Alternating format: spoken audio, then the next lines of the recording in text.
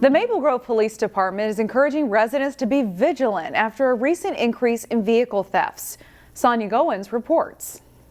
Maple Grove police say there have been at least 13 vehicles stolen within the past few months, and they say the crimes are increasing as the weather gets colder and people often leave their keys in their vehicles as they're warming up their engine. They happen actually all over the city. They'll happen in residential areas. People will leave their car unlocked with the key fob inside, or we get a lot of them at daycare centers where people are making a quick errand or a run inside and they're coming out and their vehicle's missing. Officials say residents are also being victimized because they're leaving their vehicles unlocked, making it easy for criminals to drive away with their ride. A variety of reasons why people steal cars. Sometimes it's so they can get from point A to point B. Other times they use them for joyriding or committing other criminal acts. Maple Grove police are warning residents not to leave valuables in your car, including car keys and garage door openers.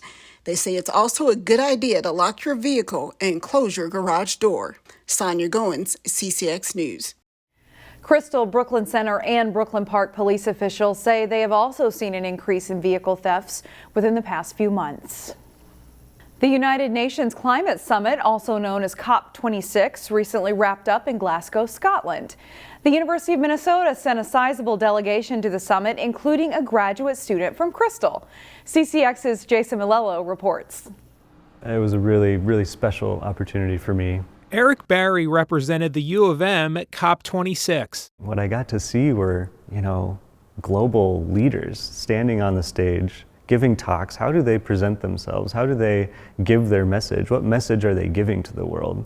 Barry grew up in Crystal and is pursuing a graduate degree in science, technology, and environmental policy. This is the first conference, the first COP, to really focus in on fossil fuels and say, these are causing climate change. And that's kind of an amazingly simple and basic statement, but it's the first COP to have done that. Government leaders are touting COP26 as a success.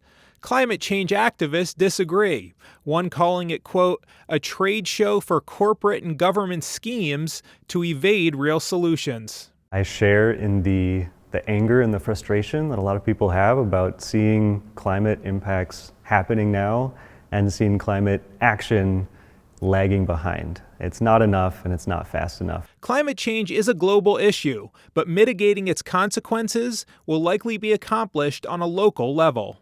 And young people like Eric Barry and his classmates will have to lead the way. You see this movement to young people, among young people, where they're asking the people in power and in charge, who are not young, to be taking action now. And that's right, that's appropriate. For Barry, COP26 was inspiring, and he's excited to help fight climate change here in our little corner of the world. Having that perspective of what's going on the international scale can really help me determine where I want to focus my efforts locally, and help me, inform, my colleagues, my classmates, my community members, so that we can attack it together. Jason Malillo, CCX News.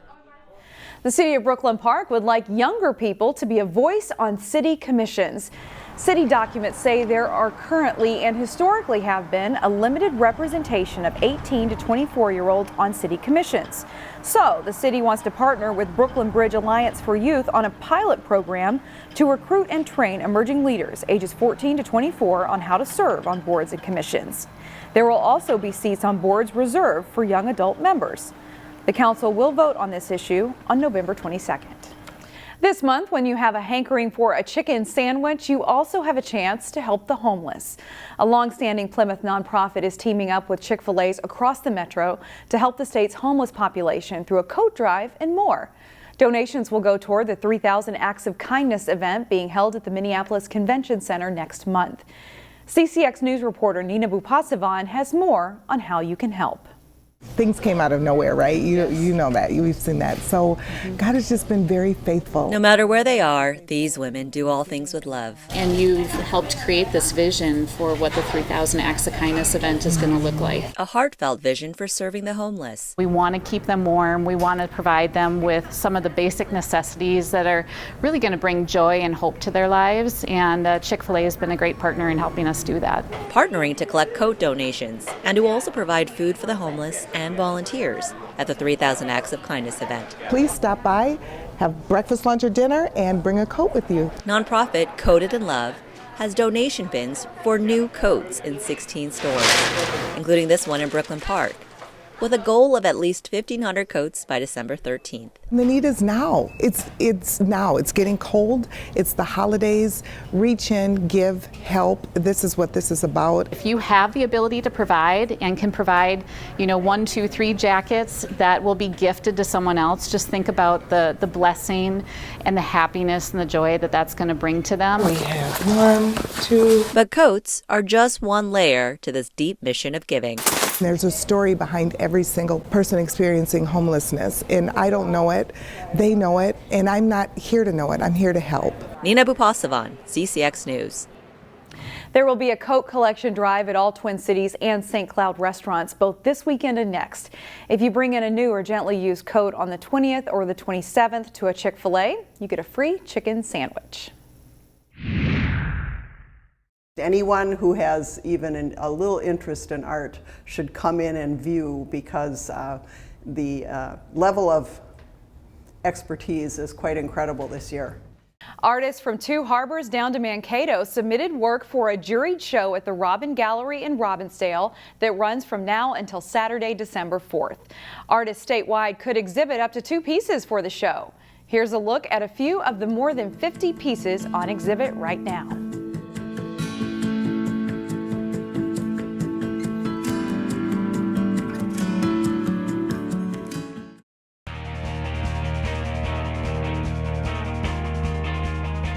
The Wayzata girls hockey team is off to a good start. 3 games and 3 wins.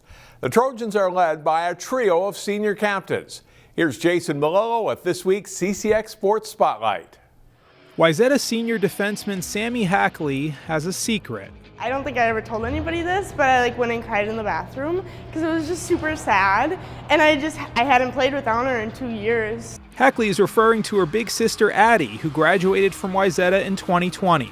It's safe to say little sis has worked through those emotions. Does Hackley in and score! Sammy has netted 4 goals this season and helped the Trojans to a 3-0 start. She's just having a breakthrough year, and I think that's solely because she's just confident in the player that she is, and the person she is, and the leader she is. So it's been really fun to watch so far. Hackley is one of 3 captains for Wayzata. Sloan Matthews centers the Trojans' top line and leads the team in points.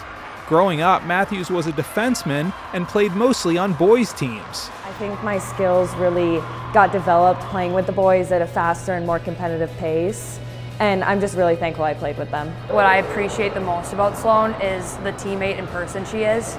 She just lights up a room the second she walks in, and she's such an incredible leader. Matthews will play Division I college hockey next year at Ohio State University and major in either biomedical engineering or cardiovascular engineering. I just felt that the school size, the setting of the school, it was all just like the perfect fit. The community that OSU is in is just like so good, and I'm just really excited. Rounding out Wayzata's triumvirate is senior forward Mallory Coffin. She's fighting through an injury this winter and won't play competitive hockey after high school. This season means the absolute world to me. I'm playing with girls I've played with my entire life. They're all my best friends, so this season really does mean the world to me. This group of seniors were sophomores in 2020 when Wayzata made the section final. We came so close, and then last year we were like, So this year is like the year that we're going to do it, and we have so much talent on our team and so much skill and will to do it, and I think we will. Wayzata's schedule is a buzzsaw, but the Trojans see the long-term benefit of facing top teams every week. It proves how much our team can accomplish and how strong we are, and just how every single player really is a part of being able to win those games. Wayzata looks good out of the gate. Now the Trojans will aim to keep flying all winter. Jason Malillo, CCX Sports. Thanks, Jason. Wayzata is currently ranked 8th in Class AA and will play 4th-ranked Benilde St. Margaret's on Tuesday in a game you can watch live on CCX. The Maple Grove football team qualified for the Prep Bowl this week following a state semifinal win over Eden Prairie. And now a Crimson offensive star is recognized as one of the state's best players. A great season for the Maple Grove football team is also helping to give some recognition to their top running back. He's in the open. Maple Grove senior number 3, Derrick Jameson, is one of 10 finalists for the Mr. Football Award, given annually to the state's best senior player. Jameson has rushed for 1,382 yards and 21 touchdowns and is averaging 10.5 yards per carry. He also has over 500 total yards in receiving and returns, plus 4 more touchdowns. The Mr. Football Award will be announced on December 5th. Maple Grove plays in the Class 6A championship game Friday night at U.S. Bank Stadium. We'll have more on Cooper football and their Class 5A semifinal round highlights Monday on CCX, plus a recap of the state girls swimming and diving finals and the state adapted soccer tournament. That's all for sports. I'm John Jacobson. Find more prep sports games and highlights at ccxmedia.org and follow us on social media.